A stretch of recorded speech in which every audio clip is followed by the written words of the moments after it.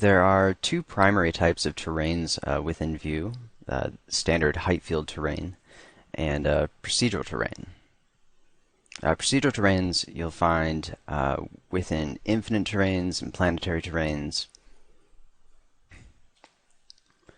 whereas the height field terrain is really just by itself. There's not many variations of it.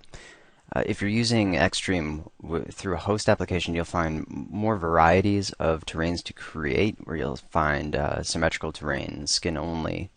Those options can be set and changed within the standard terrains, the primary terrain types. And the option for those are within the terrain editor. So if I go ahead and just create a standard terrain in the scene, we open up the terrain editor. Up at the top in the left, we have the terrain options. If we right click on this, or you can just click on it, you'll see the symmetrical terrain, a skin only terrain, and then the difference between standard and procedural. Terrain object itself can be switched between a standard terrain and procedural terrain, standard being height field. And just to really quick go over the differences, first of all, what we'll do is just take this terrain and we'll kind of lift it up.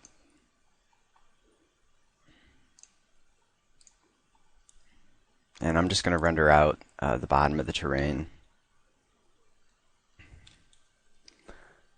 Now what we see is just a flat surface, and basically with the standard terrain or even procedural, when the skin only option is turned off, we're going to have a flat polygon that's created on the bottom. If we turn off or turn on skin only, then we're just going to have that outer layer of geometry. So basically what is defined and controlled within the terrain editor or procedural tab for functions. If we go ahead and open up the terrain editor again and switch to a symmetrical terrain, what it will do is take the clipping point from the bottom and double up the terrain. So then we have a mirrored version of it on the bottom.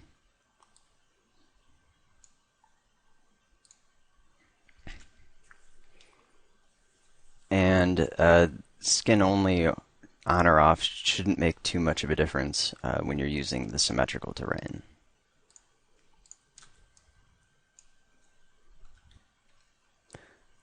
Now, the main difference between a standard and procedural terrain is the amount of geometry that is created. If we just double-click, open up for a standard height field terrain, and up the top we have a couple of different options here to preview different parts of the terrain. We can show the wireframe. We can also show it within the scene so that we can see a camera in relation to other objects. But taking a look at the wireframe, within a height field terrain, we're basically going to see the full amount of geometry that's available. And the default resolution is 256 by 256. So we have 256 polygons by 256. Now, we also multiply that by 2 because everything is triangulated in order to avoid non-planar polygons. 256 by 256 is the default, which can be modified and changed, and you can check out the units and global size of natural elements section of this training in order to understand a little bit more about what happens with the terrain default size and how it affects the resolution of objects that are created. If we go up to the top, we can double the terrain resolution, or we can decrease it. We can also go into the resize terrain option and set a manual size. So now if we go over to the left and we select mountain, it will generate a new terrain within that resolution. But for the most part, a height field terrain is going to be a fixed amount of geometry unless you're using a displacement map material, which can subdivide the terrain and increase the resolution. But other than that, we're going to have a fixed resolution as opposed to a procedural terrain, which is going to have an infinite amount of geometry generated dependent on where the camera is. So a height field terrain is going to rely more on the complexity of the material that is on it in order to make it look good. If we go ahead and render this standard terrain, you'll find that there's not a whole lot of detail. Shadows are limited in their quality. Go ahead and delete that. And I'm going to add in a procedural terrain. I'll just kind of zoom in a bit, or move the camera in a bit. And with the procedural terrain, the geometry is constantly divided, or increased, multiplied, I should say. And the closer you get with the camera, the more the geometry is multiplied, and the more we're going to see of the fractal that is generating it. So a lot more resolution, and basically an infinite amount. It doesn't matter how close we get, we will always have a very high amount of geometry, and we don't have to worry about losing resolution. Now, the shadows of a procedural terrain are generated typically from a lower resolution version. If we open up the terrain editor and take a look at the procedural terrain and go over to the procedural tab, you'll find a couple options on the bottom, which is the fast shadows, and you'll find a quality boost as well. Quality boost will increase the resolution of the terrain. So it modifies how close we have to be to the terrain with the camera in order for it to generate more geometry. So the higher the quality boost, the more geometry is going to be created. The fast shadows option, typically you want to keep that on because the difference between render times for very complex terrain is going to be really massive. If I turn off the fast shadows and we go to render, the processing time is much higher because it's taking all of the individual little bits of geometry and using those to calculate the shadows. Now that's typically going to be higher calculation time for a ray traced method as opposed to a shadow map, which will really not change too much in the processing time. So even this just sitting here, it's going to take a very long time for it to calculate. So fast shadows, it doesn't really produce too much of a noticeable difference depending on the size of the render. So you can normally get away with the fast shadows turned on. And fast shadows is on by default. If I go ahead to re-render this, it's going to go much quicker. And before it was hardly even close to rendering one tile as opposed to now. And it's really a matter of, do you want shadows calculated for all of the tiny little bits of geometry that are showing? And typically you don't need to have that generated in order to produce a good render.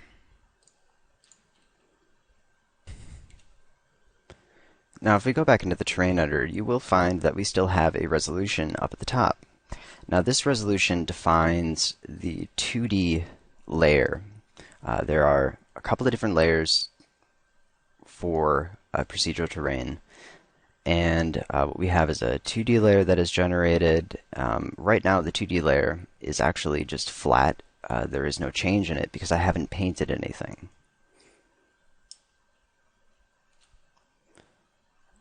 The 2D layer allows you to raise and lower the terrain on the z-axis or the up and down axis without really any loss of quality. There are different types of brushes that we can paint with.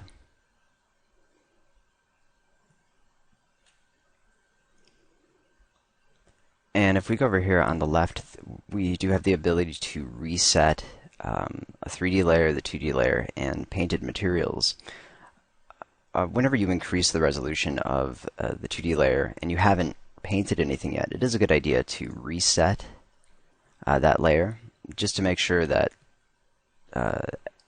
everything is starting blank to begin with. You don't want to end up with any polygonal looking areas of the procedural terrain because it does generate a bit of a 2D layer change whenever you change the resolution. So now that I've reset that, and nothing is visually changed within the editor, but it does make sure we're starting with a clean canvas. So if we go to Raise, what we can also do is force a 2D, which you can see it's going to gray out all of the 3D brushes. So this allows us to raise. I'm going to go ahead and undo that. The flow was up really high. So we can raise parts of the terrain, or if we select invert, we can lower parts of the terrain. And the quality you'll get for the 2D modifications are going to be a lot higher than when you start working with the 3D brushes on a procedural terrain, just because it requires a high amount of 3D geometry in order to match the procedural geometry, and you can end up with a lot of blocks showing up in the terrain and just kind of polygon showing. So I'm going to go ahead and just reset the 2D painting. Another thing that you'll find with the procedural terrain is the zero edge option works differently, which is over here on the left, just underneath where we reset all of the different material layers, or the different geometry and material layers. We can turn zero edges on and off. Now, if we turn it off, what we're going to see is the procedural that is generating the terrain with no effect on it. Zero edges is just going to take down everything around the outer edges of the terrain and flatten it out, zero it, basically multiply by sort of a circular function. The zero edge function or tool within a height field terrain, and I'll go ahead and just create another terrain with a height field and select zero edges. It's going to apply an effect continuously. It doesn't have an on-off option. So we can generate new terrains and then zero those edges. So it is a little bit different with the procedural, where we can turn that on or off if we want to remove some of the side edges.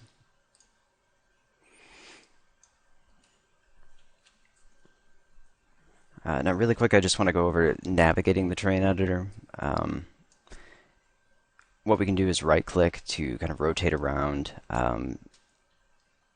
You can use the mouse wheel to zoom in and out, unless you're using another method of moving the camera in and out. Some of that will depend on the settings that you have for your keyboard shortcut options and the way you navigate. So in my keyboard shortcuts, I have the mouse wheel being used to move the camera back and forth, and that is pretty much going to carry over into the terrain editor. If you control, at least I've got mine set up, control right click, it's going to change the focal length.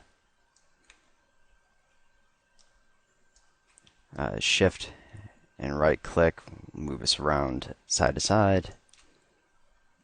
Right click just to kind of move around.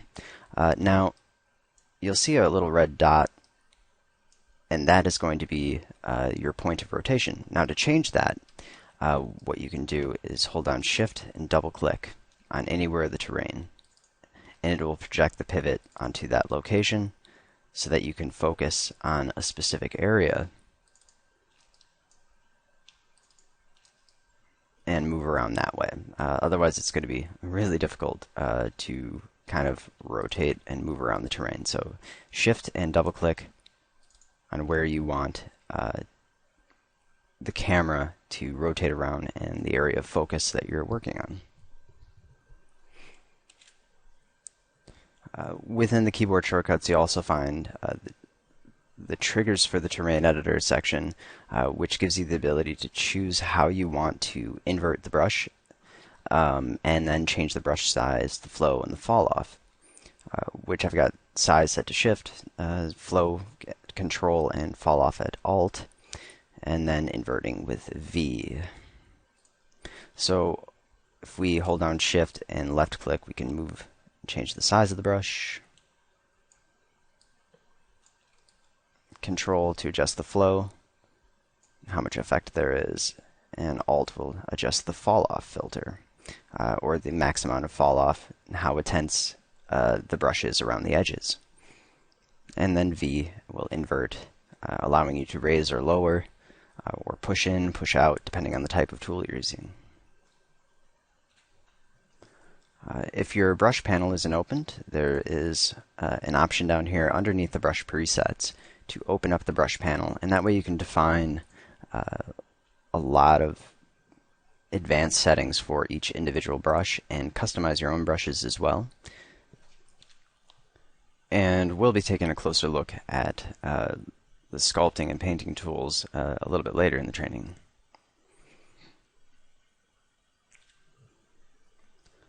Now, with the procedural terrain, you'll find there's two tabs that are part of this that are different than the height field terrain, and that's the zone section and the procedural section. We'll take a look at zones a little bit later. With the sculpting, the procedural is, of course, what is generating the terrain. Now, the randomize will allow us to change the internal seed and the vector of that fractal in order to create another variation of the terrain within the fractal that is creating it. And then we have our scale of that fractal. You can double-click to open up fractals that come with Vue or any that you save in order to generate new terrains. So if we go to terrain altitudes, and here are some of the presets that come with Vue, we can load in different procedural functions and create terrains that way. We can also right-click, edit the function, and go in and create our own manually. If you just want to edit the presets, you can select the different fractals and filters that are available, or anything within the vector manipulators to modify the terrain. To give yourself a preview, you can turn on the function output observer, which is going to generate a nice preview of the terrain. If we check on and off only when saturating, it'll allow us to kind of extend the size. Typically, the function output observer displays the geometry at about half of the height it really is. So sometimes you need to turn that on and off in order to really see the terrain. Sometimes what you can do is also go into the scene, and in the numerics tab, or even directly in the interface, you can just change the Z scale to be about double of what you're going to end up with. And that way you can get a better idea while you're editing the terrain. And then when you're done, you can just go back and set that back to the scale it was at before. So there's a lot of different settings in here we can modify in order to change the terrain. And this vector 3 seed is what is going to be modified when we select the randomize option in order to cycle through different vectors and generate different terrains.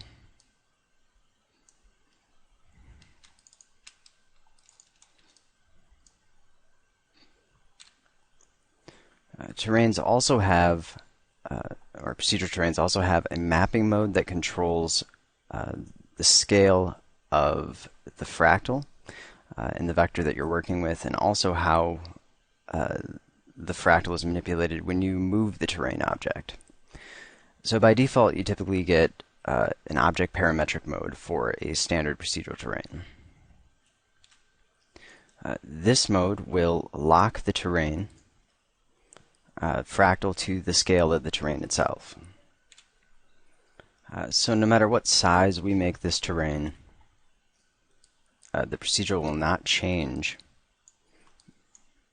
We can stretch it on the X or on the Y. We can also move it, and it'll stay locked to the terrain. So the parametric modes will typically allow you to lock that in place. Also, rotation is important because some of the other modes will also modify and change the procedural with the rotation or make it fixed. So this will rotate the terrain or rotate the procedural with the terrain as well. So it all stays locked to it. So you don't have any changes overall made because of that. Now if we switch this over to a different mode, let's say the object mode, and now what it's going to ask is if we want to add nodes. In other words, it's going to manipulate the vector in order to preserve how this terrain looks. I'm going to select yes, and then the terrain should look the same. But in the object mode, if we rotate,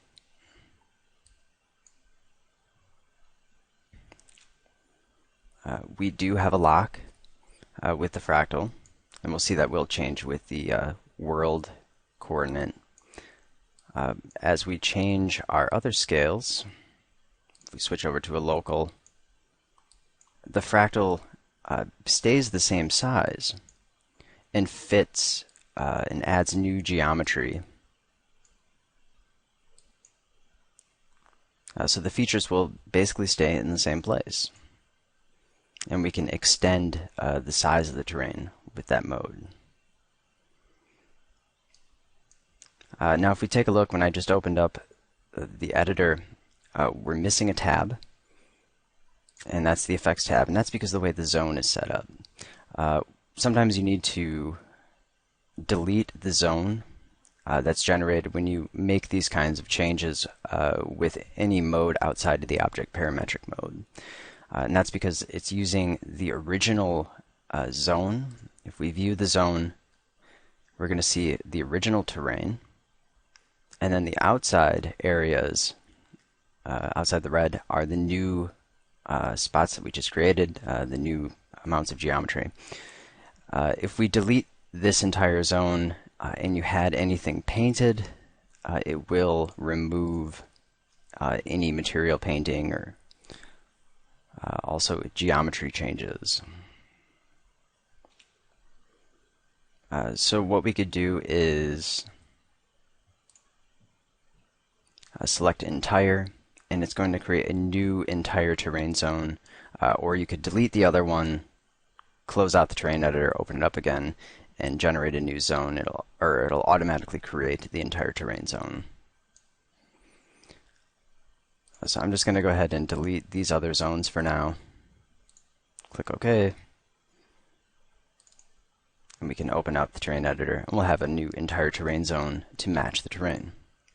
So let's switch this over to the world mode, and then we'll go ahead and add some nodes to keep the terrain at the same size. Now with the world mode, we can move the terrain and the features will stay in the same place. We rotate it, and basically the same thing happens. Now there might be a little bit of a difference in this case because we made those changes before, and if we take a look at the function, we've got all of these extra nodes added up at the top to transform rotation and other areas. So there might be a little bit of a difference in that case.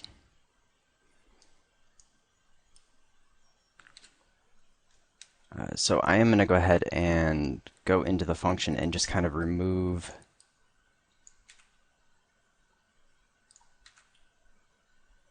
those extra nodes added on, and we'll take a look with a slightly larger scale. Go ahead and so maybe set that to 10. I'm going to delete the zone to create a new entire terrain zone. So now as we scale, our features will stay the same, and we're moving through the fractal. So we can rotate it, and our features will stay where they're at.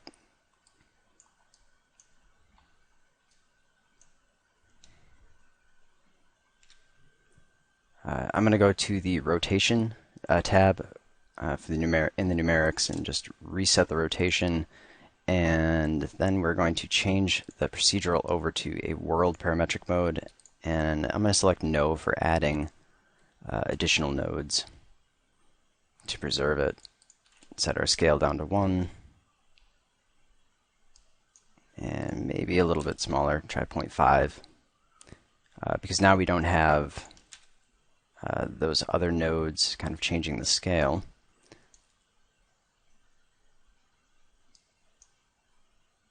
Go ahead and click OK.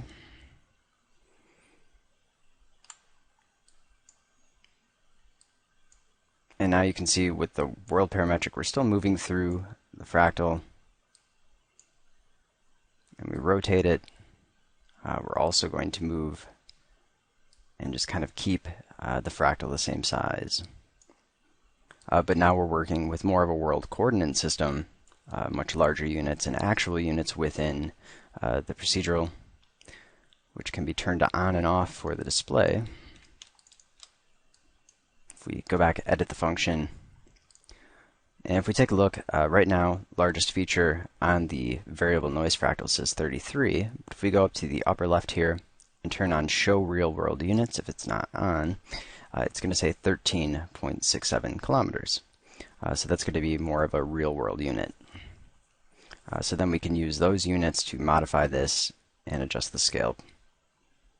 And that scale will change with the size, because it is 4.7 kilometers right now.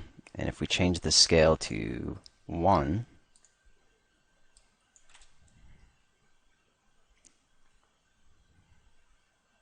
and then go back, now it's 47 kilometers. So the real size in the internal view unit will stay the same, but when you have show real world units on, it will manipulate that in order to keep the unit display exact.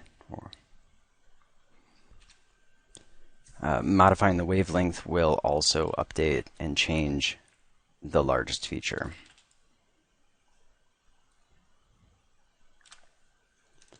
And I'm going to go ahead and just delete this terrain for now.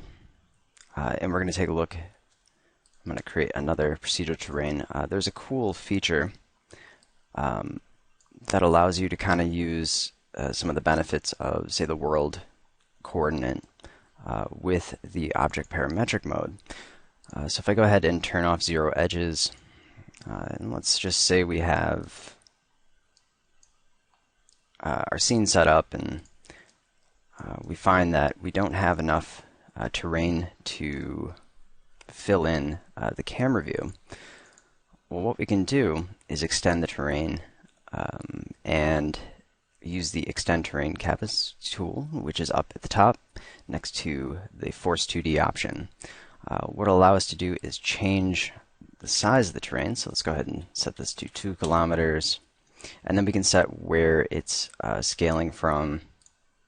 I'm just going to leave that open entirely. And whether or not we want to create a new entire terrain zone to cover that new area. And now the features are where they were before, but we're extending the size of the terrain and filling in those outer areas. So that's a really cool tool. Really useful when you reach the end of a terrain and you want to continue the fractal but not have to modify the scale or change anything else in the scene and not have to change the mapping mode. It is also possible to create an infinite terrain from any procedural terrain to fill in the terrain all the way out to the horizon. So if we edit the object, go into the terrain editor, it's a good idea first to convert it over to world mapping mode. Click yes to modify the geometry and match it, and then on the upper left we can select infinite, and it's going to ask if we want to discard the ground plane. I'm going to select no. Click OK. And now we have the terrain filled in all the way to the horizon. And that will update as the terrain or as the camera moves higher in the scene, and where more of the terrain towards the horizon will be seen. So that will update and increase the scale. So it does convert it to a world mapping mode, which is why it is a good idea to just convert it first to make sure that the scale stays the same. So now we have an infinite terrain created from a procedural terrain, so you can do that at any time. I do want to note that once a terrain is converted to an infinite terrain, it cannot be converted back. So it's a good idea to create a duplicate of the terrain first, if you want to be able to fall back on it, or save your scene at a point before you convert it. There are ways to get it back. If you do have an infinite terrain, you can actually just copy the function from the procedural, create a new terrain that matches the scale. And this one was changed to 2 kilometers, so we do need to make the new terrain 2 kilometers. Although our position setting is a little different, we can still paste that function in. And it does have to be set to world to match.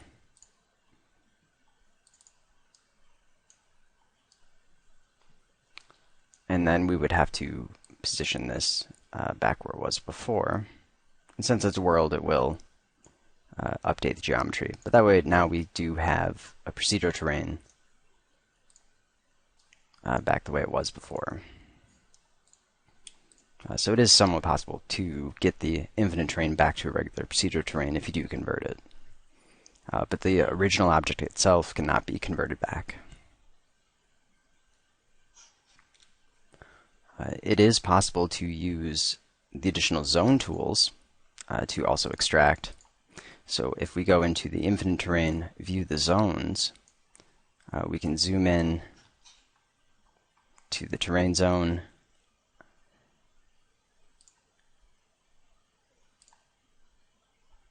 and then we can select extract. And I'm going to select no, I don't want to create a hole in the infinite terrain. But then we have a new terrain created that should match the other terrain, although it looks like the height might be a little bit off, which can sometimes happen with an infinite terrain. So we will need to kind of scale that up. And it looks like maybe that didn't work properly. So the copy and paste might be the best way to convert that over.